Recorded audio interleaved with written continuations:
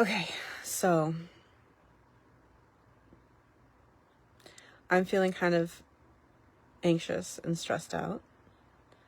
And the reason for this, I mean, other than what's been going on, is I came down to his house to get the last bit of my stuff. We had a lovely evening. We had dinner and talked to each other about how much we wish we could make a life together and how much we loved each other and how grateful we were to have our relationship and all the things that we did together and how happy we make each other and how we're perfect for each other. But he made it clear that he has accepted the situation, and that he does not plan on doing what he would have to for us to be together, which I do understand. It involves family, and he would lose them if he and I, or at least one of them, his mother, let's just put that out there, if he were to say that he wanted to be with me. And it's an age thing, not like a race or a he's from a different country. Did I mention that? He's from a different country. He's from a Middle Eastern country. He's Coptic Christian. And even though that's the case, it's not a racial thing. It's not a religious thing. His mother's still over there. She still lives in that culture. She's only known that culture. He's been here for almost 15 years and he's a citizen. And you would think she would understand that he would start to live by the culture he lives in. But regardless, whatever the case may be, he is afraid that, well, he's sure, he's not afraid, he's sure that either her precarious health would take a turn for the worse and she would potentially even pass away, or that she would stop talking to him. And given her precarious health, he was worried that they wouldn't ever get back in touch before she died. Given stories I've heard about her, I do believe this, and he did actually go so far as to tell one of his sisters about it to see what her opinion was, and she seems to think that both of those things are pretty much what would happen, and that he wouldn't want to be responsible for something. Not that he would be responsible, but he would feel responsible if something were to happen. So he's made his decision, and I do understand, and I actually, in a way, even support it. I mean, it talks us to who he is as a person, and some people might say, like, okay, man up and do this, but it's a different culture, and that has to be taken into consideration. And, you know, I even said, like, can't you just say, like, Mom, I'm a grown man, and this is what I've chosen, and if you want to be in my life, this is what, this is what it's going to be like. And he was like, I want her in my life. And I was like, shouldn't she want to be in your life? And he laughed and walked away. And it's like, okay. And it's just so frustrating because here that would just be so unacceptable. And you'd be like, okay, well, that's your problem. Sorry, I'm going to go and be happy the way I want to be happy in. But instead, he has to choose from a pool of women from which his mother approves.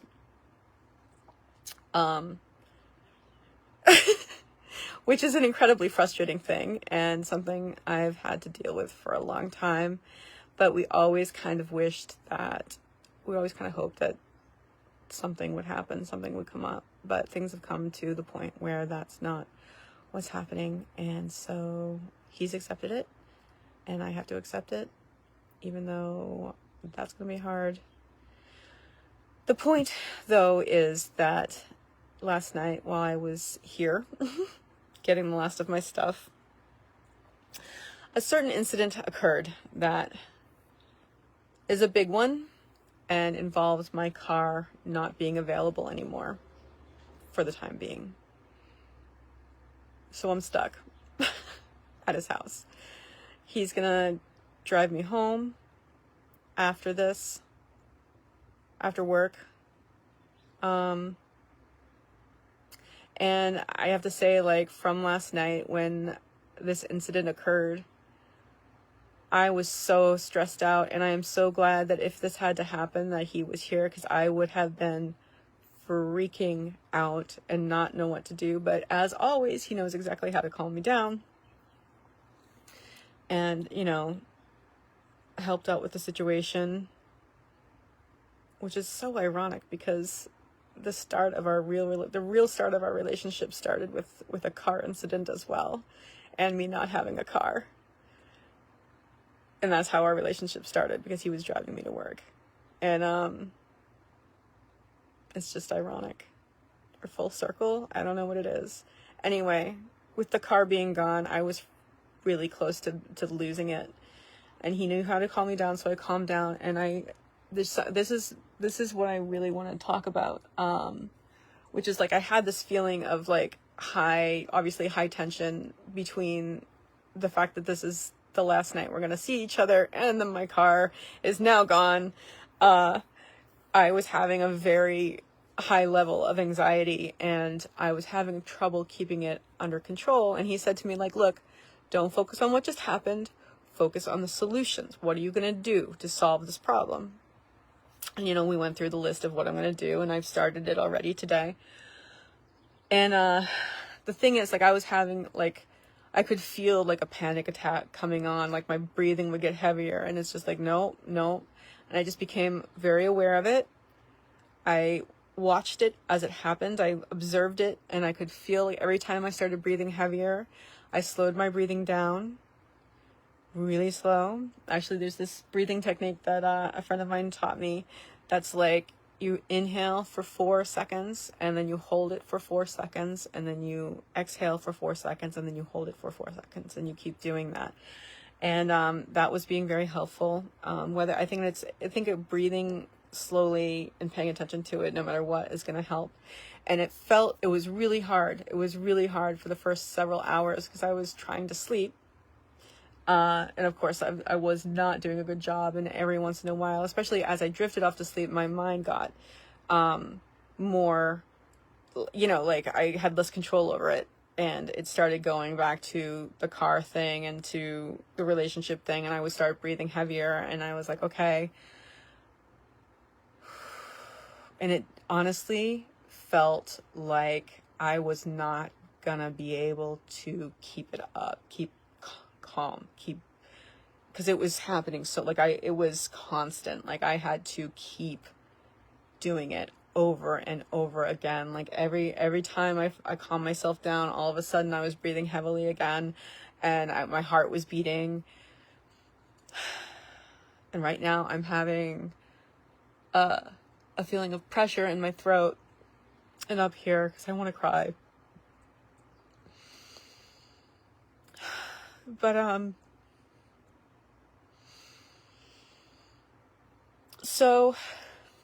but here's the good thing. I was able to, even though it felt like I wasn't going to be able to, calm myself down and keep myself calm. And lying in bed too, you know what I mean? That's always the worst, because it's all you have to do is think about it. And the poor guy was trying to sleep since he had to go to work in the morning. So it was my job to keep myself calm. And it really did feel like it was going to be an impossible task. But what I did was just focus on every time. Just focus, okay, I have to just start breathing again. Just start breathing slowly again. And then every time it would happen again, I just, you know what, don't think about whether or not you're going to be able to keep this up. Just focus on getting your breath slower right now. Concentrating on your breath right now. And instead of thinking of all the bad things, think about the things you're going to do to solve the problem. How am I going to solve the situation? And that, of course, makes you feel better than focusing on the problems, right? Because that certainly, it gives me a little bit of anxiety thinking about all the things that I need to do, but it's not thinking about all the problems, right? It's thinking about like, okay, here's what I'm going to do. I'm going to call here. I'm going to talk to this person. And while I'm not feeling great, I do have it under control for the time being. So I took care of the stuff that I needed to take care of this morning. And obviously I have to wait until he gets back this evening to drive me home because my car is gone. Not that I didn't mention that already. But that's how I'm handling this. And it's become sort of a game. Like last night, I kind of made it into a game. Like, okay, every time my breathing gets heavier, I'm going to slow it down. And every time I start thinking about all the problems, I'm going to focus on the solutions. And it became like this weird game that I made for myself. And that made me feel a lot better. Because not only was I calming myself down and thinking of the solutions, but I was also making it fun. Not that it was fun, but that's how I handled that. So I'm hoping anybody else who tends towards panic attacks can take something from that. Don't focus on how am I going to be able to stay calm. I'm not going to be able to keep calming myself down. This is going to last forever. It's going to last forever. It's going to keep going, and I'm not going to be able to handle it. Focus on what the problem is in that moment and breathe through it. Don't worry about the rest of it. And focus on the solutions for the problem. Now, the other thing, of course, is after having the evening together last night and, you know, just holding each other throughout the night and talking and just telling each other how much we love each other and how wonderful our relationship has been and how much it's meant to us and how we'll remember it for the rest of our lives as something that's the most special thing, and, you know, all this stuff, but also knowing that we're not going to be able to see each other again because, you know, if and when he gets another girlfriend, you know, it's not going to be fair to her to have me around. It's like, oh, your first choice? Great. Love having that there. So, and like I said, he's accepted it, even though I see in his face, I mean, it's so obvious in his face how much he loves me and how upset he is that this is happening, and I mean, the way he takes care of me is just nothing I've ever had before, and it's making me so sad. But on the way over here last night, I was listening to, well, last evening, actually it was like late afternoon, whatever the case may be. I was listening to The Untethered Soul, and it was talking about how, you know, again, how life isn't the way we want it to be. And if you want to be able to be happy in life, you have to be okay with living in discomfort. Like, and that it had this analogy of this dog with with like one of those electric static collars, where the dog doesn't see the boundary, but when he bumps up against it, it frightens him and he walks away. And that that's like what we are, right? We have this invisible boundary. We get up against it, and it's scary and it hurts, or it's startling at least. Those collars don't hurt the dog, but let's just say it hurts, and we run away from it, and we stay within that little fenced off area. But if we were a particularly brave dog and we stood at where it's uncomfortable, where it starts to be uncomfortable, and just kept pushing, even though it's very uncomfortable, on the other side of that is freedom. So taking, hey Nancy, thank you. So taking what I learned from my panic, my almost panic attack last night, what I was listening to on Audible last night, and these experiences I had when I was down in Florida with the group doing Mission to Millions, where I did stuff like walk across glass and break an arrow with my throat and put fire in my mouth. Those experiences showed me that even if I'm uncomfortable and I think I'm going to be injured, whether psychologically, well, in those cases, bodily, right? It was a physical representation. I'm aware now that even if something frightens me and I think it's going to hurt me, I'm positive. No, let's bring that back. I'm positive it's going to hurt me, because who doesn't think they're going to get hurt with an arrow at their throat or putting fire in their mouth, right? Even if you see everybody else doing it, you're still like, are you kidding me? So being able to brave that.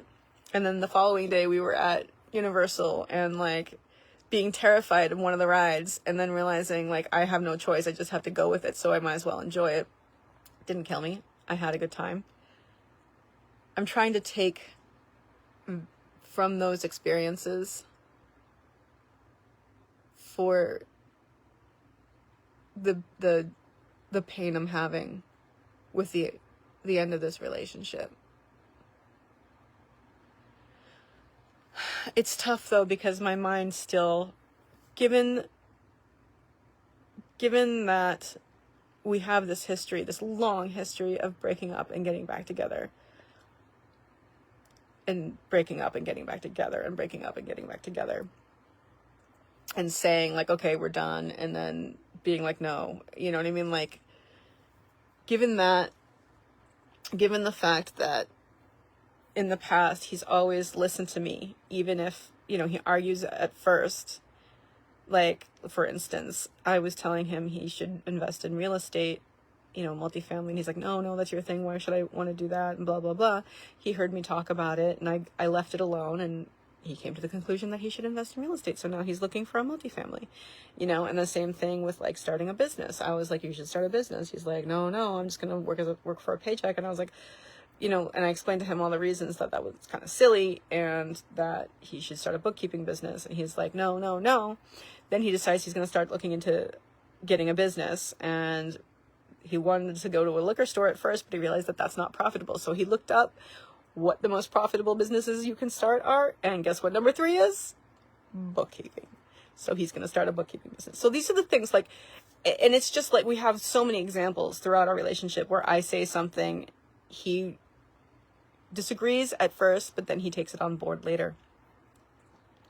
So it's hard for me to really accept that this is the end, because I've seen him in the past think about it and come back, and think about it and come back. So now I'm kind of expecting him to do this. But so he's going to Egypt to see his mother in the middle of July, and then he'll be there for like 2 weeks. He's also going to see his sister and, you know, some family members, like his nieces and a nephew who he hasn't even met yet. He hasn't seen them for 5 years. So I'm very, very happy for him that he's going to go do this, because he's having a tough time now anyway. I mean, yeah, so am I. I understand that. But there's a lot of stuff going on in his life that is making him very unhappy. Of course, the end of our relationship being a major one. So I'm happy that he has the chance to go back and see his family and relax and have a vacation from all the stuff that's here. Just get away. I'm happy for him. But I can't stop thinking, like, maybe he'll say something. He's not going to. He's never going to say anything. So then the issue becomes, how else, you know, it's always been like, how can this work out? How can this possibly work out? And there's only one logical answer that no one wants to wish for, right? So we'd always thought, like, well, maybe, you know, something miraculous or just something will come up that will make it like that we can't predict. You know, the universe will bring something into our lives that will make it possible for us to be together. And that's kind of what we've kind of been hoping this entire time. But I guess we're at a point where it's not the hope anymore. But I still can't help thinking, well, what if? But, like, you know what, though? I don't have to go through it all at once. I don't have to deal with it all at once, right? Like, we don't have to deal with traumatic events all at once. We deal with them as the feelings come up in our life, right? This is something I've been talking to my friends about. And like I was talking to one of my friends yesterday about, like, what do I do? I don't know how to react to this in a healthy way. Like, how do I I handle this? Like, how do I navigate having these feelings? Because my first temptation, honestly, is to think about it. Just keep thinking about all the things that I'm losing. And that way I can, come to the conclusion in my head, accept it, and move on. And I was like, well, doesn't that make sense? And she's like, no, because that's not how it works. And I'm like, what? There's no fast forward button? And she's like, no. She said, and this is another friend of mine said this too, said something similar too. It's like, you deal with it moment by moment, and as the hurts come up, as they will over the next however long it takes me to get over it, you deal with those as they come up. And then they're much more manageable. They're much more manageable pieces, rather than trying to conceive of it all at once and realize the loss of it all at once, so that I can deal with it all at once. And that makes sense, because if the technique of coming and looking and trying to swallow all these things at one time isn't going to help, isn't going to actually fast forward through the pain, then I think her method's better. And also, like I said, like, I'm going to keep in mind that this isn't going to kill me, and that on the other side of this is freedom. And it's another thing that amazes me about this relationship is been the best relationship of my life. And even in its breaking up, even in the end of it, it's giving me something really special. And that is a safe, loving way to learn how to deal and cope with these emotions in a healthy way. It's something that I'm learning. And it's going to make me a stronger person, even though it doesn't feel like it right now. And even though I really, really want him to figure something else out. But I think I know the best thing I can do is just keep calm, keep breathing, focus on the solutions to my situation, focus on my business, get my crap done. And as the pain comes up, feel it, observe it, don't get involved with it. It's really hard to do not to get involved with it when it's like a lot of pain and a lot of frantic feelings and thoughts. But let's go through it together then, right? So today I am grateful that if this had to happen, this car thing had to happen, that he was here, and that it happened with him here to help me through it.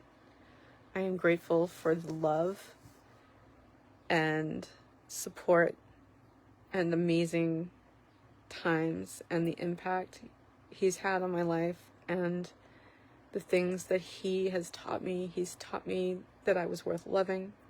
He taught me to believe in myself, because he believed in me and loved me when I didn't love or believe in myself.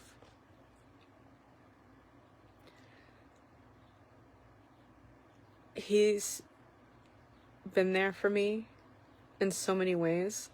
He's just emotionally aware and always concerned about my well-being, and always did everything he could to make sure that I was happy and felt good. And that means that in the future, I'm never going to let a man treat me badly again, because that was a problem I had. And that's not going to happen again, because when I see this amazing human being who I love so much and who loves me, I'm not going to settle for anything less. So I'm grateful for that, even though it really, really hurts. So I wanted to tell you that you should always remember that you can choose to have a grateful day, even if it sucks.